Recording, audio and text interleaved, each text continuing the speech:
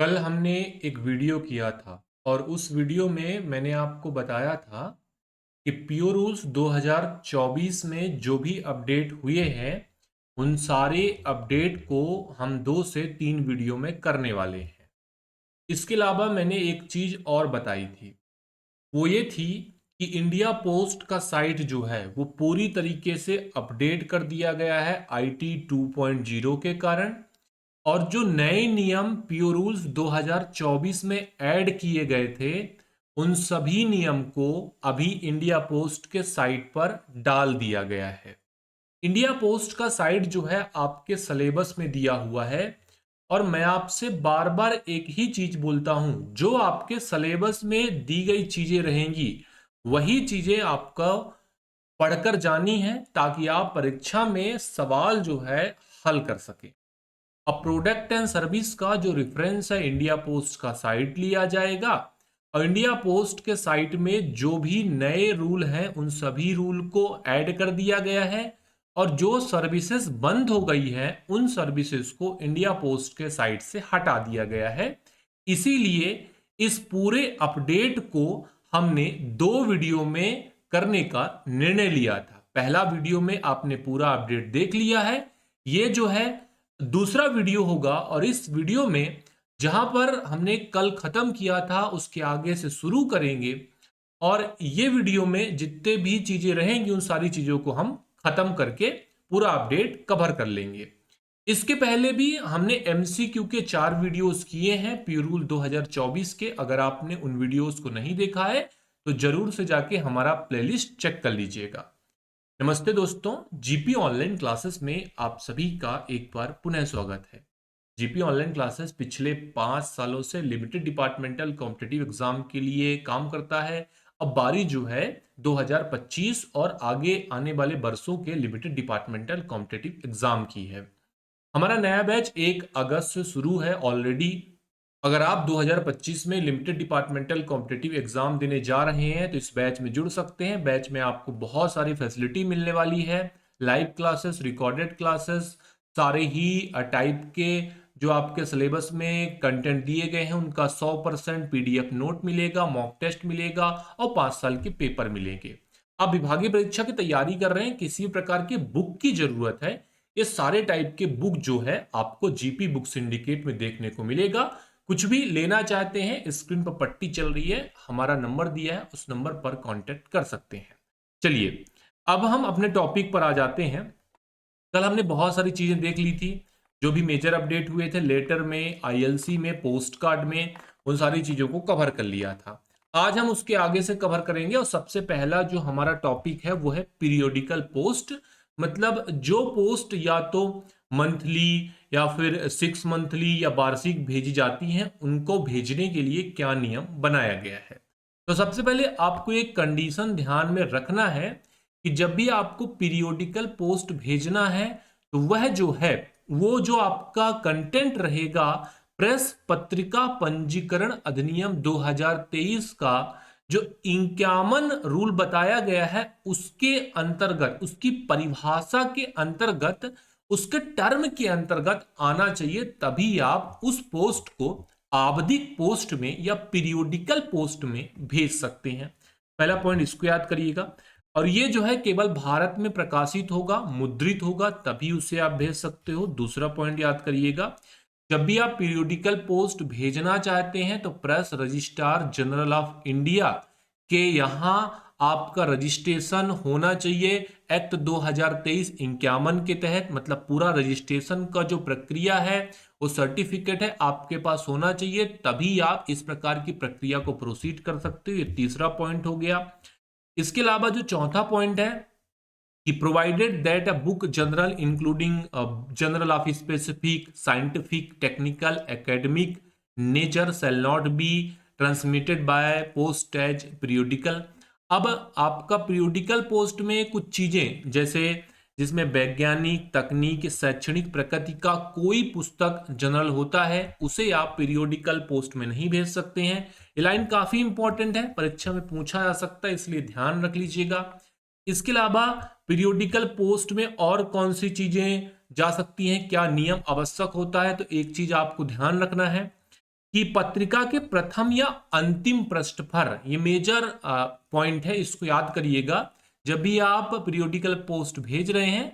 The periodical shall bear in print any convenient place either on first or last page thereof the superscription press registrar of general of India number. मतलब आपको ये word जो है लिखना पड़ेगा कि भारत के महाप्रेस रजिस्ट्रार के यहाँ आपने रजिस्टर्ड किया हुआ है, और अपना लाइसेंस नंबर भी आपको लिखना पड़ेगा। याद करिएगा जब भी कोई भी व्यक्ति जैसे रजिस्टर्ड न्यूज़पेपर के लिए, रजिस्टर्ड न्यूज़पेपर भी आपका पीरियोडिकल पोस्ट में भेजा जा सकता है, भेजना चाहता है तो उसको अपने जो भी लोकल के डिविजनल हेड रहेंगे उनके साथ रजिस्ट्रेशन करवाना पड़ेगा, एक लाइसेंस लेना जरूरी होता है, ये पॉइंट आपको ध्यान रखिएगा। अब जैसे हमने बहुत सारे कंडीशन अभी बताए कि उसको प्रेस पत्रिका पंजीकरण अधिनियम 2023-51 के तहत आवधिक शब्द के परिभाषा के अंतर्गत आना जरूरी है।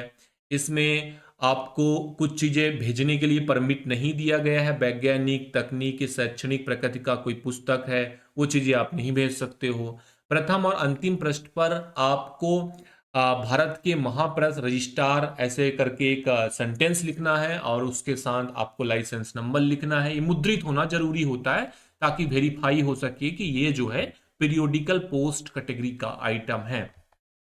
अब इन सारे नियम को यदि पालन नहीं करता कोई भी फर्म जिसने इसका रजिस्ट्रेशन करवा रखा है, तो उसको हम क्या ट्रीट करेंगे उसके बारे में हमें यहां पर बताया है। In case of infringement of any of the condition above the shall be treated charge as a book post, कि आपने यदि दिए गए नियम का पालन नहीं किया तो उस पीरियोडिकल पोस्ट आइटम को बुक पैकेट की तरह ट्रीट किया जाता है। तो ये सबसे महत्वपूर्ण लाइन हो गया और परीक्षा में पूछा जा सकता है। नेक्स्ट हम बात करेंगे रजिस्टर्ड न्यूज़पेपर के बारे में, ये भी काफी इंपॉर्टेंट है। इसके सारे नियम जो है वो पीरियोडिकल पोस्ट की भांति होना चाहिए। पीरियोडिकल पोस्ट में आपका मैगजीन पोस्ट, रजिस्टर्ड न्यूज़पेपर, ये सारी चीजें आती हैं, और जो नियम मैंने अभी पिछले पेज में बताया वो सारे नियम यहां पर भी अप्लाई होंगे। एक चीज मैं आपको फिर से बता देता हूं, आपको यदि आरएनपी रजिस्टर्ड न्यूज़पेपर भेजना है तो उसके लिए ये जरूरी होता है कि वह जो है केवल भारत में प्रकाशित या मुद्रित होना चाहिए, तभी आप इसे लाइसेंस लेके भेज सकते हैं। अगला जो आपका डोमेस्टिक मेल प्रोडक्ट का एक टाइप है इंडिया पोस्ट पार्सल, और मेजर जो बदलाव हुआ है वो भारतीय डाक पार्सल में हुआ है। पहले हम इसको रजिस्टर्ड पार्सल बोलते थे, और इसका नया नाम जो आपको अभी भारतीय डाक ने दिया है वो है इंडिया पोस्ट पार्सल, या फिर हम एक तरीके से बोल सकते हैं इंडिया पोस्ट रिटेल पार्सल। चलिए मुद्दे पर आते हैं, कुछ टर्म के बारे में या कुछ पॉइंट्स के बारे में समझ लेते हैं। The post office shall offer India Post parcel individual and bulk customer. All parcel shall be treated as accountable item. देखिए कोई भी व्यक्ति जो है व्यक्तिगत और थोक ग्राहक, इनमें से आपका व्यक्तिगत भी हो सकता है, थोक ग्राहक भी भारतीय डाक पार्सल की सुविधा ले सकता है, और इसे जो है उत्तरदायी आर्टिकल के रूप में ट्रीट किया जाता है, अकाउंटेबल आर्टिकल के रूप में ट्रीट किया जाता है। ऐसे आर्टिकल जिसका वजन जो है 500 ग्राम से अधिक होता है उसको हम इंडिया पोस्ट पार्सल के तहत रख सकते हैं। अगर आप मिनिमम डायमेंशन की चर्चा करेंगे तो रोल फॉर्म में 100 mm लंबाई और व्यास दुगने का योग 170 mm होगा। रोल के अलावा मिनिमम डायमेंशन 140/90 होगा। इंपॉर्टेंट है, याद कर लीजिएगा। मेजर जो बदलाव किया गया है वो है वजन में और साइज में। जो पहले का लेंथ होता था वो कुछ और होता था, अभी नया लेंथ पार्सल के लिए डिसाइड किया है। तो याद करिएगा कि whose length does not exceed 1.5 metre and length and girth combined does not exceed 3 metre. लंबाई 1.5 मीटर से अधिक नहीं होगा, लंबाई और जो आपका संयुक्त परिधि होगा वो 3 मीटर से अधिक नहीं होगा।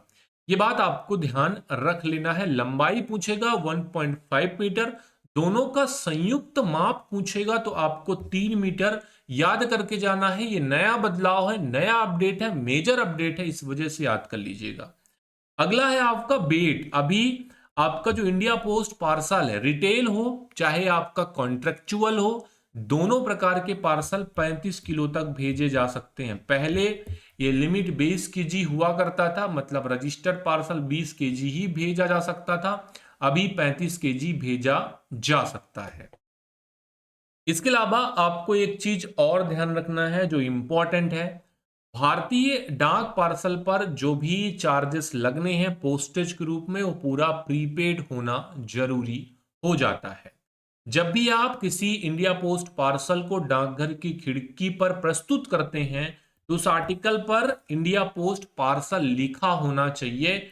ये बात आपको नोट करके रखना है ताकि आसानी से समझ में आ सके कि ये इंडिया पोस्ट पार्सल का कैटेगरी है।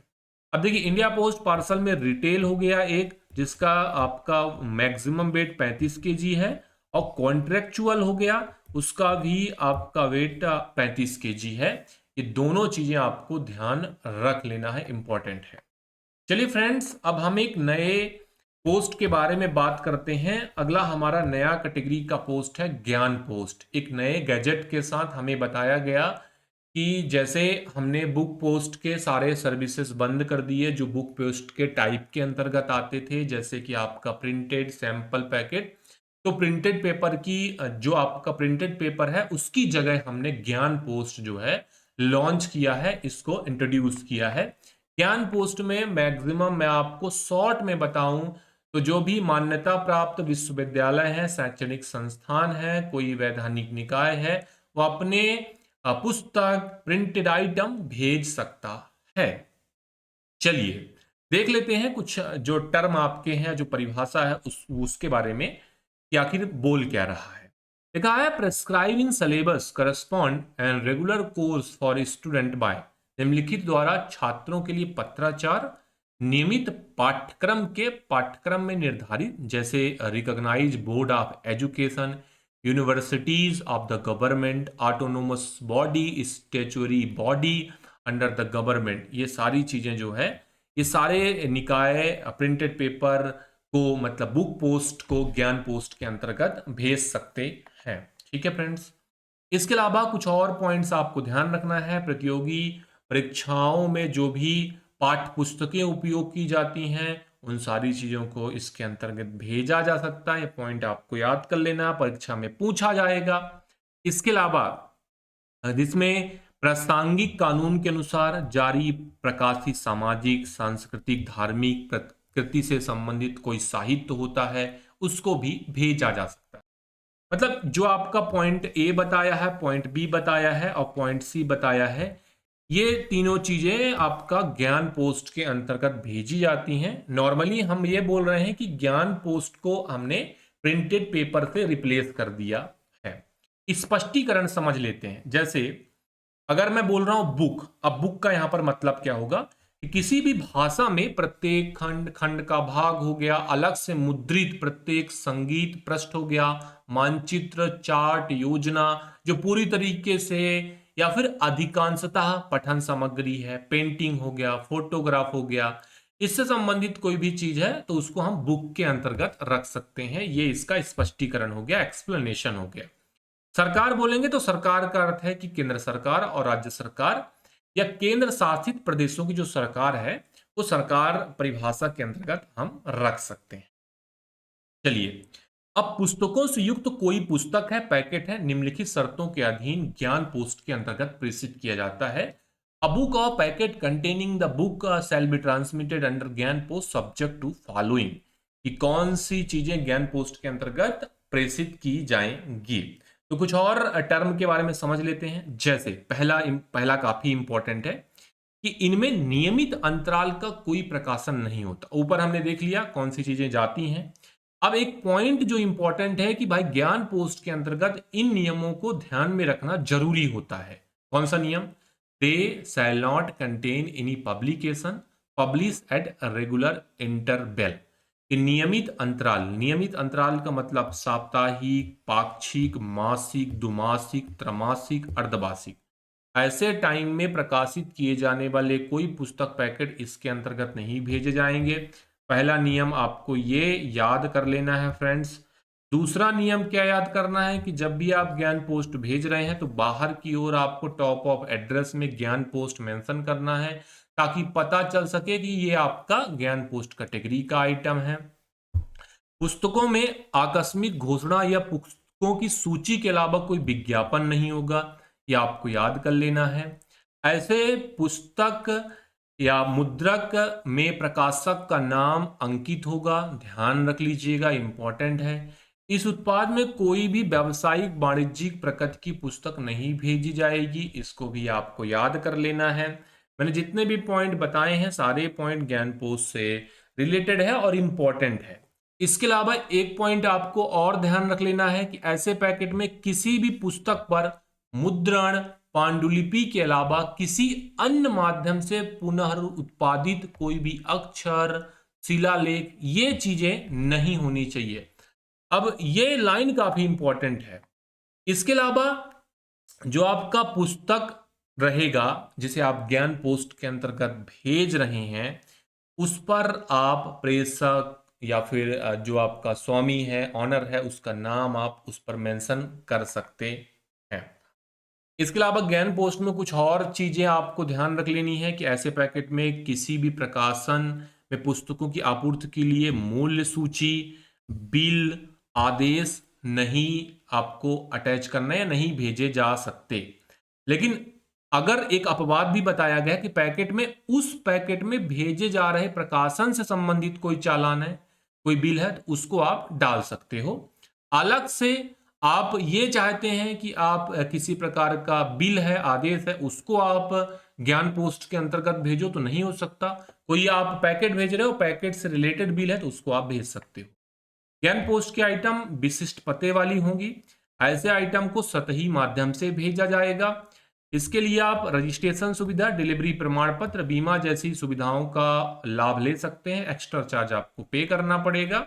प्रेषक का पता और पाने वाले का पता जो है उस पर मेंशन होना चाहिए, और जो भी अधिकारी है, कार्मिक है, उनको इसका निरीक्षण भी करना चाहिए। इसके अलावा जो भी नियम मैंने आपको बताया कि इस प्रकार के कंटेंट को ज्ञान पोस्ट के अंतर्गत भेजा जाएगा, ये नहीं भेजा जाएगा, उनमें से किसी भी नियम का उल्लंघन करते हैं तो उसके लिए आपको दंड क्या दिया जाएगा। तो याद करिएगा कि लिखा हुआ है कि ऐसे निरीक्षण के बाद upon such inspection matter not eligible for processing under ज्ञान post product in case of infringement condition A to G। अगर आपने A to G से लेकर जो हमने ऊपर नियम बताए उनका पालन नहीं किया, तो इस ज्ञान पोस्ट को हम इंडिया पोस्ट रिटेल ट्रीट करेंगे, और ऐसे पैकेट के लिए जो आपने पहले चार्ज दिया है और इंडिया पोस्ट रिटेल के लिए जो चार्ज लगेगा, दोनों का अंतर निकालेंगे और उसका दुगना जो है डिलीवरी पर वसूल कर लेंगे। ये इंपॉर्टेंट है, ये परीक्षा में आ सकता है, और अगर आएगा तो आप कंफ्यूज हो सकते हैं, इसलिए याद कर लीजिएगा। अब ज्ञान पोस्ट के अंतर्गत न्यूनतम वजन 300 ग्राम है, अधिकतम वजन 5 किलोग्राम है, इसको भी आपको याद कर ले। हमने सारे टाइप के जो डोमेस्टिक मेल प्रोडक्ट थे जिस पर मेजर बदलाव किया गया था, सब कुछ समझ लिया है। देखिए, जो मैं 2 वीडियो आपको दे रहा हूं प्रोडक्ट एंड सर्विस का, जो आपका पीओ रूल 2024 के तहत अपडेट किया गया है, उस पर वही चीजें मैं आपको बता रहा हूं जो अपडेट किया गया है। जो चीजें सेम है उसके बारे में चर्चा नहीं कर रहा हूं, क्योंकि ऑलरेडी हम 10 महीने से यही काम अभी तक कर रहे थे, बहुत बार उसके बारे में हमने चर्चा कर लिया है। अब यहां से आपका डोमेस्टिक मेल प्रोडक्ट खत्म हो गया। आगे कुछ और चीजों के बारे में हम चर्चा कर लेते हैं जो कि परीक्षक दृष्टिकोण से इंपॉर्टेंट है। पहले भी मैंने इसके बारे में चर्चा किया है, फिर से कर लेते हैं। एक तो हम समझ लेते हैं कि कौन कौन सी चीजें प्रोहिबिटेड है, किसी आप डोमेस्टिक मेल में नहीं भेज सकते। दूसरा हम समझेंगे कि भाई एड्रेसिंग जो है कैसे करना है आर्टिकल पर। फिर आखिरी जो आपका पॉइंट रहेगा वो रहेगा इंटरनेशनल एयर पार्सल में कुछ साइज से रिलेटेड बदलाव किए गए हैं उसके बारे में। तो चलिए, डोमेस्टिक जो मेल है उस पर जो आपके प्रोहिबिटेड आर्टिकल या प्रोहिबिटेड कंटेंट रहेंगे वो कौन कौन से रहेंगे, इसके बारे में चर्चा कर लेते हैं। और इसके साथ ही आपको एक और चीज ध्यान रख लेना है कि फ्रेंड्स, जो आपका डोमेस्टिक टैरिफ है उस पर कोई बदलाव नहीं किया गया है। उसका भी पीडीएफ मैं आपको अलग से प्रोवाइड कराऊंगा पेड ग्रुप में। बस उस पर एक चीज ऐड करूंगा, ज्ञान पोस्ट का जो रेट वगैरह रहेगा और उसको अलग से आपको प्रोवाइड करा दूंगा। चलिए, तो कौन सी चीजें डोमेस्टिक मेल में प्रोहिबिटेड है? सबसे पहले ध्यान रखिएगा, पहले भी बताया था, कोई भी explosive, dangerous, filthy, noxious, deleterious substance है आप नहीं भेज सकते हो। ये पॉइंट आपको याद कर लेना है। कोई शार्प इंस्ट्रूमेंट है जो प्रॉपरली प्रोटेक्टेड नहीं होता, उसे आप नहीं भेज सकते हो। लिविंग क्रिएचर है, कोई जीवित जानवर है जिससे किसी भी कर्मचारी को नुकसान पहुंचता है, उसे आप नहीं भेज सकते हो। इसके अलावा डाक द्वारा कोई भी आइटम भेजा जा रहा है जिससे अधिकारी को चोट पहुंचने की संभावना, उसको नहीं भेज सकते हो। दूसरा हो गया, पहला हो गया। तीसरा ध्यान रखिएगा, लॉटरी संबंधित कोई टिकट है, प्रस्ताव है, अन्य कोई सामग्री है जिसे आप नहीं भेज सकते हो यदि ये लॉटरी का ऑर्गेनाइजेशन केंद्र सरकार, राज्य सरकार कर रहा है तब की स्थिति को छोड़कर, ठीक है। कोई भी अभद्र, अनैतिक, अश्लील मुद्रण है, पेंटिंग है, फोटोग्राफ है, लिथोग्राफ है, उत्कीर्णन है, पुस्तक है, कार्ड है, डिजिटल मीडिया है, आप नहीं भेज सकते हो। चौथा हो गया, कोई भी आर्टिकल है जिसके कवर पर अभद्र, अश्लील, राजद्रोही, अपमानजनक, धमकी भरे कोई शब्द लिखे गए हैं, नहीं भेज सकते हो। ऐसा कोई आर्टिकल है जिसके ऊपर कानून या व्यवस्था को बिगाड़ने के लिए उस पर कोई बाधा डालती हो, ऐसी चीजें नहीं भेज सकते हो। कोई भी वस्तु जिसके ऊपर, उसके कवर पर किसी ऐसे व्यक्ति का चित्र लगाया गया है जो घोषित अपराधी है, उसे आप नहीं भेज सकते हो। कोई भी वस्तु जिसके ऊपर या कवर पर कुछ ऐसे तरीके से आपने मुद्रित कर दिया, कुछ डिजाइन बना दिया जिससे कि डाक टिकट लगाने के लिए, अन्य काम करने के लिए डाकघर को दिक्कत होता है, उसको भी प्रोहिबिटेड में रखा गया, नहीं भेज सकते हो। अंतरराष्ट्रीय नारकोटिक्स नियंत्रण बोर्ड द्वारा परिभाषित मादक पदार्थ है, उसे आप नहीं भेज सकते हो। कोई भी नकली पायरेटेड वस्तु है, उसे भी आप नहीं भेज सकते हो। याद करिएगा, आपने कोई आर्टिकल इस प्रकार से पैक किया है कि अधिकारी या आम जनता को खतरे में डाल सकती है, तीसरे किसी प्रोडक्ट को नुकसान पहुंचा सकती है, उसको भी आप नहीं भेज सकते हो। इसके अलावा जो एक्ट या नियम हमने देखे हैं, खतरनाक सामान या फिर प्रतिबंधित दवाएं, अंतर्राष्ट्रीय वायु परिवहन संघ, अंतर्राष्ट्रीय नागरिक उड्डयन संगठन, इनके द्वारा जो भी वस्तुएं प्रतिबंधित की गई हैं उनको आप नहीं भेज सकते। ये पॉइंट आपको ध्यान रख लेना है। अब एक मैं आपको एक्सप्लेनेशन बता देता हूं। जब मैं बताऊंगा खतरनाक सामान, तो खतरनाक सामान का अर्थ क्या होता है, परीक्षा में इसके बारे में पहले पूछा गया है, इसलिए मैं इसके बारे में थोड़ा डीप में बता रहा हूं आपको कि डेंजरस गुड्स का मतलब है आइटम और substance that are capable of posting risk to health, जो कि हेल्थ को नुकसान पहुंचाए, सेफ्टी की दिक्कत पैदा करे, प्रॉपर्टी को नुकसान पहुंचाए, पर्यावरण को नुकसान पहुंचाए, ठीक है। स्वास्थ्य, सुरक्षा, संपत्ति या पर्यावरण के लिए खतरा पैदा कर सकते हैं, वैसी चीजों को हम खतरनाक सामान के अंतर्गत रख सकते हैं, डेंजरस गुड्स के अंतर्गत रख सकते हैं। इसके अलावा जो बैटरी होती है, याद करिएगा, जिसका कि वायु संचरण निषिद्ध किया गया है, बैटरी को कभी भी आप एयर के माध्यम से नहीं भेजेंगे, प्राप्तकर्ता को केवल सतही माध्यम से भेजा जाएगा। जीवित जानवर पहले ही बता दिया मैंने। सिक्के, बैंक नोट, अन्य मूल्यवान वस्तुएं जो है विशेष प्रक्रिया के माध्यम से ही भेजी जाएंगी, नॉर्मल प्रक्रिया से नहीं भेजी जाती हैं। जब भेजी जाएंगी तो उसके लिए जो भी अधिनियम बनाए गए हैं रिजर्व बैंक के दिशा निर्देशों के अनुसार, जैसे विदेश मुद्रा अधिनियम, इसके अलावा आपका विदेश मुद्रा प्रबंधन विनिमय 2015, इन सारी चीजों का पालन करके ही भेजा जा सकता है। इसके अलावा ये भी चीज ध्यान रखिएगा कि जब भी करेंसी नोट, बैंक नोट, सिक्के भेजे जाते हैं तो हमेशा बीमाकृत पोस्ट के माध्यम से भेजे जाते हैं। इसके अलावा आपको एक और चीज ध्यान रख लेना है कि वर्तमान और व्यक्तिगत पत्राचार की प्रकृति वाले दस्तावेज हो गए जिस पर प्रेषक और प्राप्तकर्ता या उसके साथ रहने वाले व्यक्तियों के अलावा अन्य किसी के बीच के लिए भेजे गए हों, उन चीजों को आप नहीं भेज सकते हैं। ये आपके 16 से 17 पॉइंट थे जो कि डोमेस्टिक मेल में प्रोहिबिटेड बताए गए हैं, इनको आप नहीं भेज सकते हो। ये काफी इंपॉर्टेंट हो जाता है क्योंकि ये परीक्षा में पूछा गया है, इस वजह से मैंने यहाँ पर इसको एक्सप्लेन किया है। हालांकि इस पर कोई बदलाव नहीं हुआ है, ये पहले भी ऐसे ही था, अभी भी सेम एज इट इज डाल दिया गया है। अब हम देख लेते हैं कि कोई भी डोमेस्टिक आइटम है उस पर एड्रेस लिखने का क्या मानक तरीका होता है। तो मैं आपको क्रम बता देता हूं, सबसे पहले नाम, फिर CO, DO, SO, WHO ऐसे करके आप care of, daughter of, son of, wife of ऐसे लिख सकते हैं। मोबाइल नंबर मैंडेटरी है। इसके अलावा आपको हाउस, बिल्डिंग ये लिख देना है, street, road, landmark, area, village, post office, district, state और पिन कोड, पोस्ट कोड आप मेंशन कर सकते हैं। अब देखिए, पता लिखने का जो नियम है वो मैंने आपको पहले पढ़ाया हुआ है। एक मैंने पिक्चर आपको दिखाई थी और उस पिक्चर मैंने आपको एक्सप्लेन कर दिया था कि पता के लिए इस पिक्चर को आप याद कर लीजिएगा, दिमाग में बैठा लीजिएगा। ये काफी इंपॉर्टेंट होने वाला है। यदि आप इस पिक्चर को देख लेते हैं तो फ्रेंड्स आपको ना पता लिखने में और उसका साइज वगैरह, मेजरमेंट वगैरह जो है, कभी भी कोई परेशानी नहीं होगी। इमेज से बहुत सारी चीजें क्लियर हो जाती। इमेज जो स्क्रीन पर मैंने अभी सेट किया है, इसको ग्रुप में भी डाल दूंगा, तो वहां से जाके जो है इसको अच्छे से देख लीजिएगा। पहले मतलब मैंने एक्सप्लेन किया है, इस वजह से यहां पर मैं फिर से रिपीट नहीं करने वाला।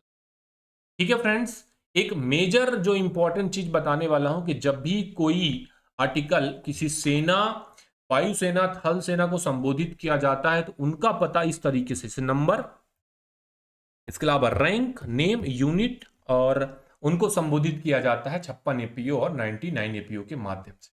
तो ये उनका पता लिखने का तरीका होता है। नंबर लिखेंगे, रैंक लिखेंगे, नेम लिखेंगे, यूनिट लिखेंगे और उसको संबोधित करेंगे 56 एपीओ और 99 एपीओ के तहत। इसके अलावा जो एक आखिरी पॉइंट बचता है वो है आपका अंतरराष्ट्रीय हवाई पार्सल।